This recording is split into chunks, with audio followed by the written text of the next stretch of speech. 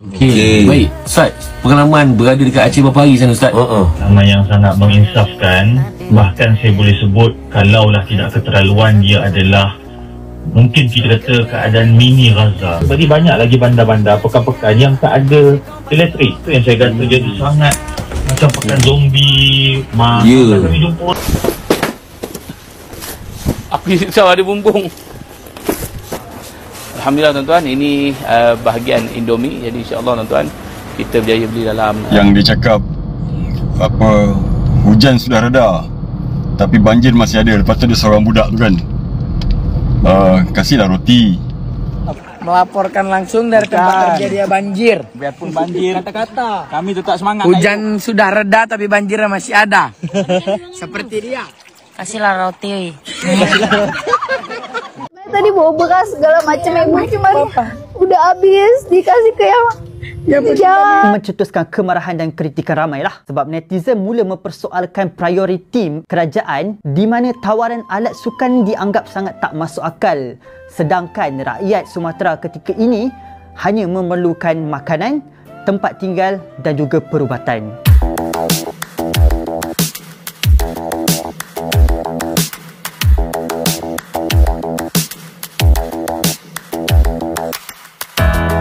Oh hai, oh halo, hai semuanya. Apa kabar teman-teman? Jumpa lagi bersama Sari di channel ini. Sari doakan dimanapun kalian berada tetap diberikan kesemangat, diberikan kesehatan dan dipermudahkan segala urusannya. Oke, by the way, ini sekarang tengah hujan lagi ya di Malaysia. Cuaca pun sometimes panas, terkadang juga mendung, hujan lagi ya. Nah, kalau macam ini takut juga ya, masih banyak tempat-tempat yang banjir lagi ya. Di Indonesia pun banyak lagi yang belum lagi ya. Ini sekarang saya tengok udah hampir 1 minggu lebih ya, 10 hari lah kurang lebihnya ya. Tapi bantuan kalau untuk di Indonesia itu banyak juga tempat-tempat yang belum dikemas lagi. Jangankan kemas, bantuan makanan pun mereka tak ada ya. Nah, sekarang ini saya ada tengok di sini Gubernur Aceh resmi perpanjang status darurat bencana selama 2 pekan, dan sekarang ini belum lagi menjadi bencana nasional ya. Jadi bantuan-bantuan asing daripada negara-negara lain itu belum boleh masuk ke Indonesia. Nah, di sini tapi ya, orang Malaysia ini kan mereka itu ada juga NGO ataupun orang-orang secara pribadi datang ke sana menyumbang ya, berikan sumbangan. Saya tengok banyak juga. Wow, terbaiklah korang ya. Ini adalah misi kemanusiaan. Luar biasa. Inilah yang saya salutnya Malaysia ini ya. Apa-apa yang terjadi di Indonesia sana, kalau misalnya kekurangan mereka akan tolong. Luar biasa. Oke teman-teman, so mari kita tonton di video kali ini. Jom. Saya Gubernur Aceh dengan ini menyatakan perpanjangan status keadaan tanggap darurat bencana hidrometeorologi di Aceh tahun 2025. Berdasarkan hal tersebut, maka pada hari ini Rabu 10 Desember 2025, saya Gubernur Aceh dengan ini menyatakan perpanjangan status keadaan tanggap darurat bencana hidrometeorologi di Aceh tahun 2025. Yang ketiga, penetapan status tanggap darurat bencana tersebut akan berlangsung selama 14 hari terhitung sejak tanggal 12 Desember sampai dengan 25 Desember 2025, dan dapat diperpanjang atau diperpendek sesuai dengan kondisi dan kebutuhan. Demikian dan terima kasih. Nak infak untuk satu generator. La ilaha illallah, dahsyatnya. Orang kata apa tahu? Murahlah rezeki akak. Bukan, orang kata apa tahu? Kalau orang yang baik, orang yang selalu membantu orang dalam kesusahan, dia takkan kecil panjang dah. Dia terus buat. Subhanallah. Semoga Allah lipat kali gandakan pahala rezeki. Semoga kami pun jadi macam akak. Semoga kita orang pun boleh jadi macam akak juga. Betul. Kan? Tanpa memberi tanpa memikir. Memikir dan berkira. Subhanallah. Memberi padahal tak pernah kenal, tak pernah jumpa. Harta dunia. Yang tak memikirkan harta dunia, lebih memikirkan akhirat. Dahsyat betul akak. Akak memang dahsyat. Dahsyat sebab setiap aliran generator yang orang guna untuk solat, untuk memasak, untuk minum, buat susu, membersih, untuk kasih kak, tambahkan lagi kita punya bantuan yang boleh kita tambahkan nak bagi. Terima kasih kak. Banyaklah pahala dia. Besar pahala tu. Selagi orang pakai, selagi itulah mengalir pahala tu. Kan kalau orang pakai solat. Sebab dia nak guna lama generator tu sampai membangun. So kalau dah membangun pun generator tu akan letak kat surau. Dia akan pakai. So memang ada kegunaan dan keperluan untuk ummah. Kan? Jadi siapa-siapa yang korang chip in, korang Wak Imam kata 10 sen. Wak Imam kata 10 sen. Dia punya mengalir tu sampai bila-bila. So semoga Allah lipat kali gandakanlah rezeki korang semua yang baik-baik ni, ya Allah. So kita orang seronok sebab kita boleh tambahkan lagi bantuan yang kita boleh bagi. Sebab kita kekangan kita ialah kita duit tak banyak sangat. Jadi berapa yang kita orang boleh bawa dan berapa juga yang korang sumbangkan, kita bawa semua untuk dorang. Okey. Baik, Ustaz, pengalaman berada dekat Aceh berapa hari sana, Ustaz? Semua kita kat sana 3 hari 2 malam. Pengalaman yang sangat menginsafkan. Bahkan saya boleh sebut, kalaulah tidak keterlaluan, dia adalah mungkin kita kata keadaan mini Gaza. Jadi banyak lagi bandar-bandar, pekan-pekan yang tak ada elektrik. Itu yang saya kata jadi sangat macam pekan zombie. Kami jumpa orang, dia tanya, Pak, ada ubat. Jadi kita tengok keadaan yang sangat-sangat menyedihkan. Jadi itu yang lebih teruk berbanding lumpur tu. Yang saya rasa kita boleh selesaikan masalah lumpur ni kalau ada elektrik, ada air, tapi itu semua.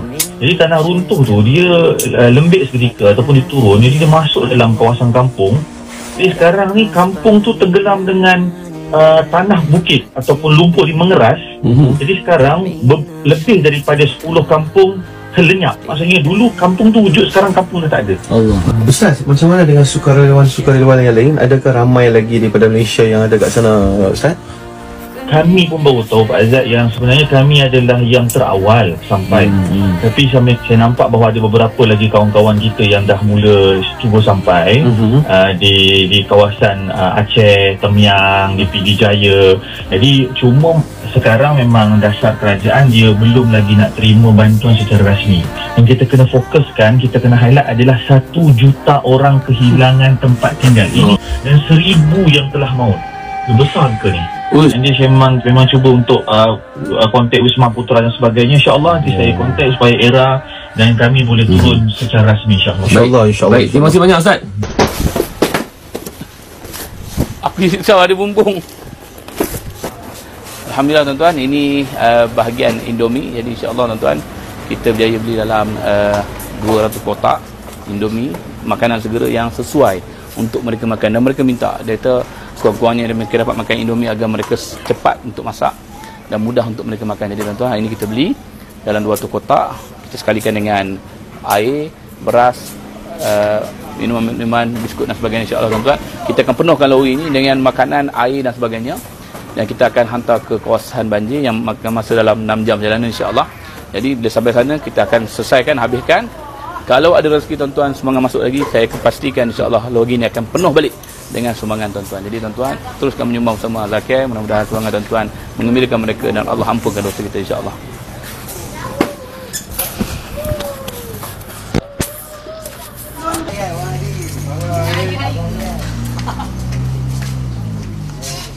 Saya tadi bawa beras segala macam ibu cuma udah habis dikasih ke yang jalan. Karena tadi sepanjang jalan juga semuanya butuh. Jadi satu Aceh Tamiang. Jadi sulit banget bawa sampai sini. Saya terlalu dimudahkan rezekinya, bisa menolong.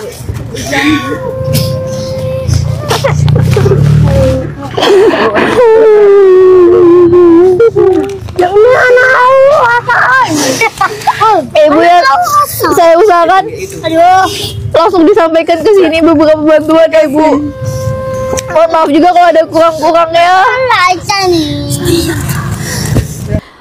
Oke, nah itu tadi kita boleh lihat ya, ada juga banyak lah ya NGO dari yayasan pun ada yang boleh langsung datang ke sana membelikan obat-obatan, makanan, minuman lagi kan. Mereka perlukan itu saat ini untuk dihantar ke sana, dan mereka sudah ada juga di sana kan.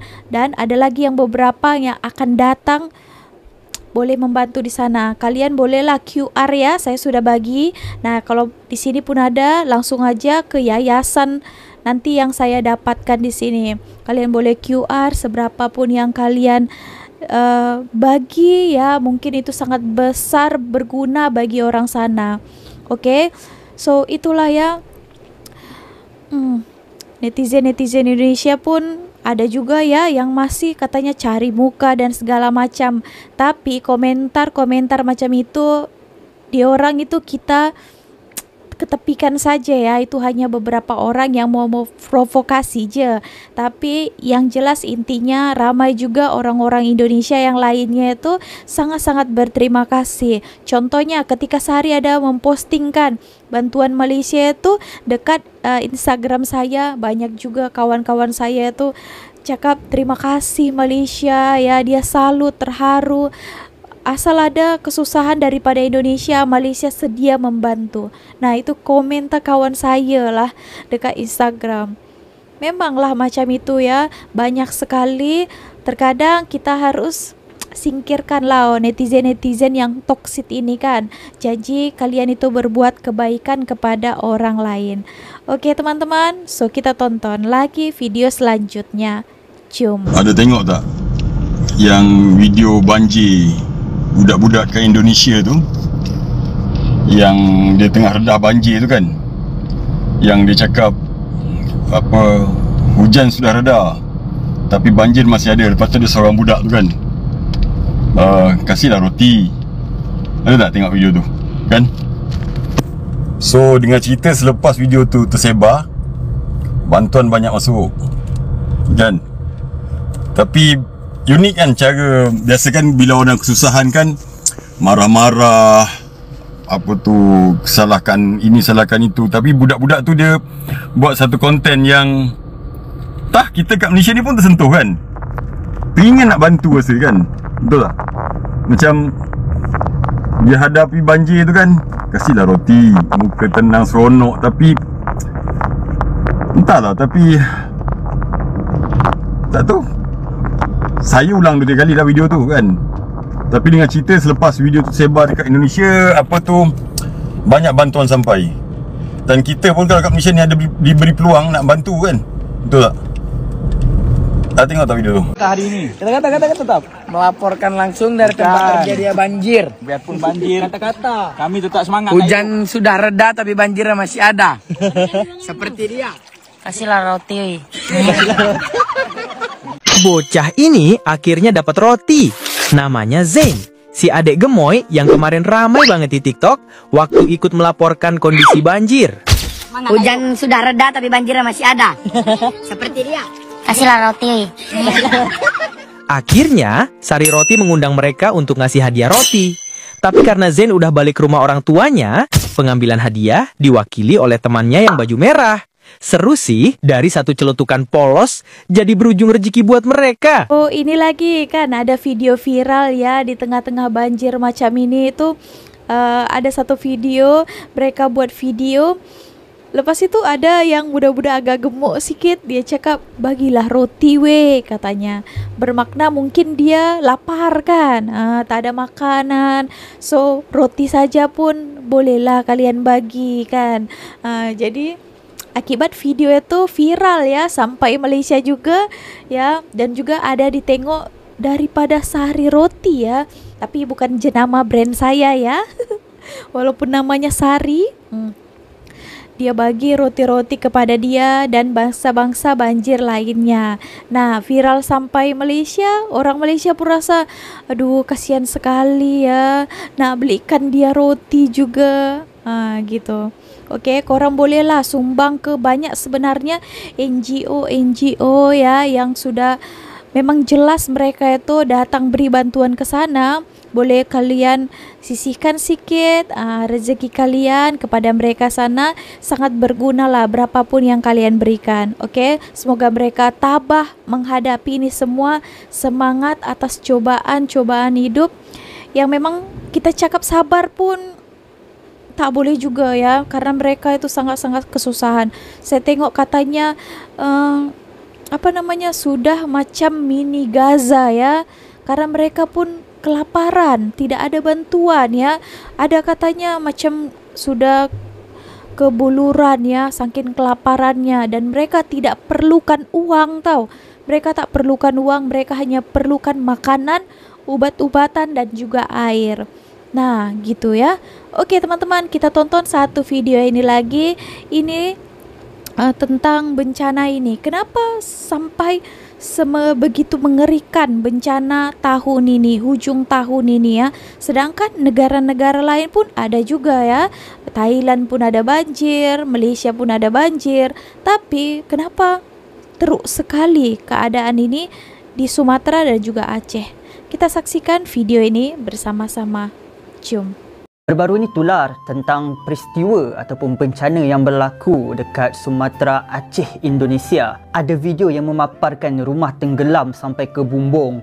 Ada juga memaparkan jambatan yang runtuh. Dan juga ada yang memaparkan kehilangan sebuah kampung. Malahan media-media memaparkan perubahan mega geografi Sumatera, terutama di daerah Aceh, akibat bencana yang berlaku kepada mereka. Dan kenapa ia dianggap sebagai bencana yang paling teruk selepas tsunami 2004. Sekali dilihat nampak macam tsunami yang membawa air yang sangat deras, menghentam perumahan, menghentam kampung-kampung di daerah Aceh tu.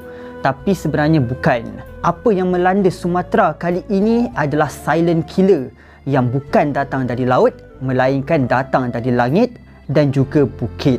Untuk kita faham dengan lebih jelas, kita kena perhati timeline, garis masa peristiwa ini berlaku. Sebab bencana ni tak berlaku dalam satu malam macam magic. Semuanya bermula pada pertengahan November 2025 lagi. Pada masa itu dilaporkan berlakunya hujan dengan intensiti yang sangat tinggi, terutama di daerah pantai timur Aceh. Pada 25 hingga 27 November 2025, pihak berkuasa setempat mengumumkan darurat di Sumatera, terutama di daerah Aceh. Hujan lebat berterusan itu telah pun mencetuskan banjir di beberapa kawasan dan juga daerah di Sumatera. Masa ini hujan turun dengan sangat-sangat lebat secara berterusan yang menyebabkan sungai-sungai di daerah Sumatera itu melimpah sehingga berlakunya banjir besar. Lebih memburukkan keadaan, pada 2 Disember 2025 berlakunya satu letusan gunung berapi di daerah Sumatera Barat. Ini menjadikan daerah tersebut berhadapan dengan dua bencana serentak. Malahan ada kawasan di Sumatera di mana kampung telah pun dinyatakan hilang akibat banjir ini. Di Bandar Lok Sukon di Aceh Utara pula dilaporkan air banjir naik setinggi 2 meter.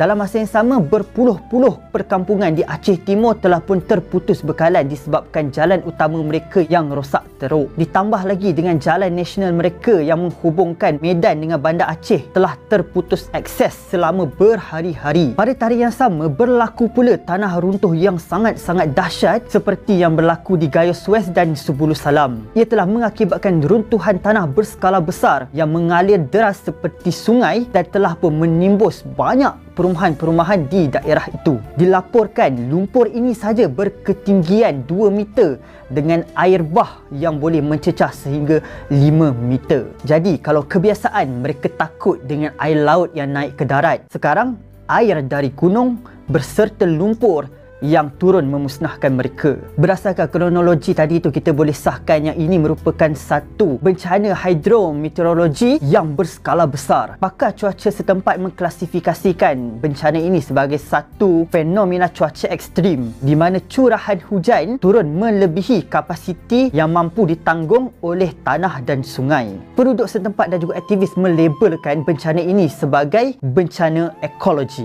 Maksudnya alam mengamuk disebabkan keseimbangan ekosistem yang dah rosak. Kalau banjir biasa air naik dan surut dalam tempoh 24 jam, tapi kali ini Air bertakung sehingga berhari-hari dan arus dia sangat-sangat laju seperti sungai. Ini adalah petunjuk bahawa tanah dah tak mampu nak serap air dan juga tebing sungai mula tidak berfungsi. Sekarang kita masuk ke bab yang agak crucial. Macam mana situasi ini boleh menjadi sangat-sangat teruk? Pertama sekali, of course lah, disebabkan oleh cuaca ekstrim. Musim monsun kali ini bersama dengan ribut tropika senyar telah pun membawa hujan dengan isi padu yang sangat luar biasa. Tapi hujan lebat tu normal lah kan dekat kawasan tropika. Tetapi kenapa tetap menjadi sangat-sangat buruk? Di mana silapnya? Punca utama dia adalah kerosakan hulu sungai akibat pembalakan haram dan juga penebangan hutan besar-besaran. Hutan di kawasan pegunungan Aceh tu sepatutnya menjadi span untuk menyerap air hujan. Tapi sekarang telah bertukar menjadi ladang sawit secara besar-besaran. Sawit ni akarnya tak sekuat pokok hutan hujan tropika yang biasa. So, bila hujan lebat menimpa, maka tanah di situ terus meluncur masuk ke sungai sehingga menyebabkan paras sungai menjadi cetek. Selain itu pun, wujud juga isu perlombongan haram. Di kawasan macam PD dan juga Barat Aceh, berlakunya aktiviti pengorekan emas sehingga merosakkan struktur tebing di sungai itu. Ini mengakibatkan kawasan tebing-tebing itu menjadi rapuh dan bila hujan deras datang, maka air boleh melimpah dan membanjiri kawasan perumahan sekitar. Ditambah lagi dengan sistem peparitan kawasan setempat yang kuno dan tersumbat dengan pelbagai jenis sampah telah mengakibatkan air yang masuk susah untuk surut. Ini merupakan gabungan bencana sempurna melibatkan perubahan iklim dengan campur tangan manusia. Bencana kali ini sangat-sangat teruk. Laporan setempat menyatakan ribuan rakyat terpaksa menjadi pelarian di negara sendiri. Angka korban juga dinyatakan meningkat setiap hari. Di Aceh Tamiang terdapat laporan menyatakan sebuah desa iaitu Desa Sekumur telah pun hilang disapu air yang deras berketinggian 7 sehingga 10 meter. Bayangkan air yang berketinggian sama seperti atap masjid dan hanya bangunan ibadah itu saja yang tersisa. Kerugian dianggarkan mencecah sehingga puluhan trilion rupiah. Sekolah tenggelam, hospital terjejas dan beribu hektar sawah padi musnah. Dan sekarang timbul pula pelbagai kontroversi. Salah satunya adalah kontroversi yang menyatakan kerajaan pusat Indonesia lambat menyalurkan bantuan. Ramai netizen di Aceh mengamuk di media sosial dengan membandingkan bencana yang berlaku di daerah mereka dengan yang berlaku di Pulau Jawa.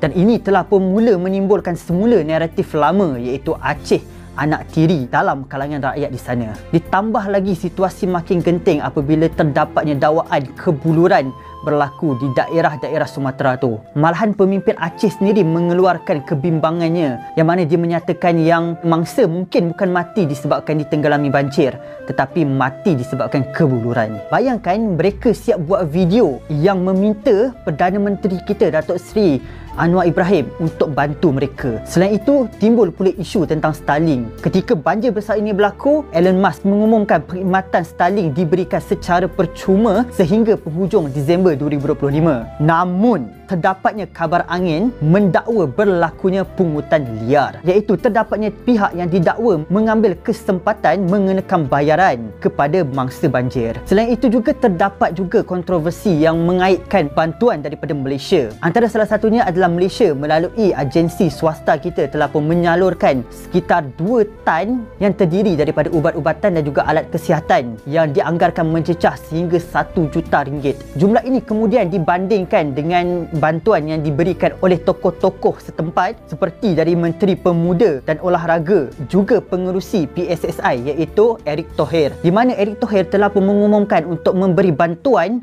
alat sukan kepada mangsa banjir selepas fasa pemulihan. Dan perancangan ini mencetuskan kemarahan dan kritikan ramailah sebab netizen mula mempersoalkan prioriti kerajaan di mana tawaran alat sukan dianggap sangat tak masuk akal sedangkan rakyat Sumatera ketika ini hanya memerlukan makanan, tempat tinggal dan juga perubatan.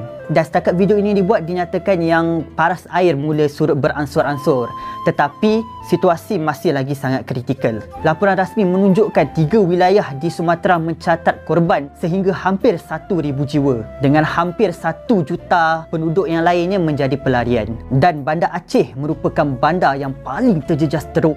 Bayangkan mereka terpaksa menggunakan gajah Sumatera yang telah pun dilatih untuk mengalihkan balak-balak yang menimpa perkampungan di daerah itu. Ini menunjukkan kegagalan infrastruktur dicampur dengan kerosakan alam secara besar-besaran.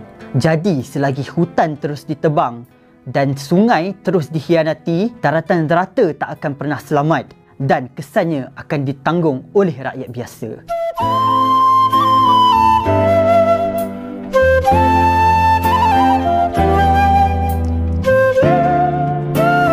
Oke teman-teman, nah itu tadi sudah kita tonton videonya bagaimana ya, sangat jelas. Jangan lupa untuk subscribe channel tadi tuh ML Studio, dan banyak lagi informasi yang menarik di sana. Oke, so itu tadi sebabnya ya, mesti ada ya tadi tuh kenapa memang mengerikan. Sebabkan tadi tuh ikut sekali kayu-kayu pokok-pokok itu yang membuat macam lebih parah ya semuanya. Rumah-rumah itu dihentam oleh pokok-pokok itu ya, akibatnya hancur semuanya. Banyak, bukan hanya satu sebenarnya yang kampung yang hilang ya. Ada kurang lebih 10 kampung kata Gubernur Aceh, pernah saya tonton videonya. Begitu banyak rupanya yang hancur ya, rumah-rumah cantik pun, rumah yang bagus sekali saya tengok tersapu karena lajunya air, dan juga bukan air saja sebenarnya, sekaligus dengan ranting-ranting pohon, bekas penebangan pokok-pokok ya. Jadi ya sekali dengan terbawa air itu menghancurkan rumah-rumah warga. Dan ada pula juga yang terhanyut dengan air lumpur itu tadi sampai di atap rumah dia tahu. Macam mana lagi kan, tak ada alat berat, elektrik pun tak ada, air pun tak ada. Macam mana dia orang mau bersihkan rumah dia? Itulah yang menjadi problemnya kan. Bantuan pun sekarang saya tengok tak ada lagi karena belum lagi ditetapkan menjadi bantuan bencana nasional. Nanti kalau sudah dibuka, mungkin pemerintah kata kita perlu bantuan daripada asing, barulah ya kan berdatangan bantuan sangat cepat daripada luar negara. Saya tengok Singapura pun sebenarnya mau juga membantu ya, Arab, Saudi dan banyak-banyak negara lainnya. Oke, so kita doakan yang terbaik lah ya, semoga ya terbantulah mereka di sana. Dan saya tengok ya, bukan hanya banjir ini saja masalah sekarang, ada lagi dan ada lagi di Indonesia, yang gunung meletus lah, ada lagi bencana-bencana alam lainnya lah di daerah-daerah lain di Indonesia. Oke, mungkin dunia sudah marah. Kita tak tahu lah ya teman-teman. Oke, so itu tadi video yang sudah kita reactionkan. Kalau kalian ada pendapat, pandangan lain, boleh berikan komentarnya di bawah. Oke, so segitu aja. See you on my next video with me, Misari. See you, bye-bye.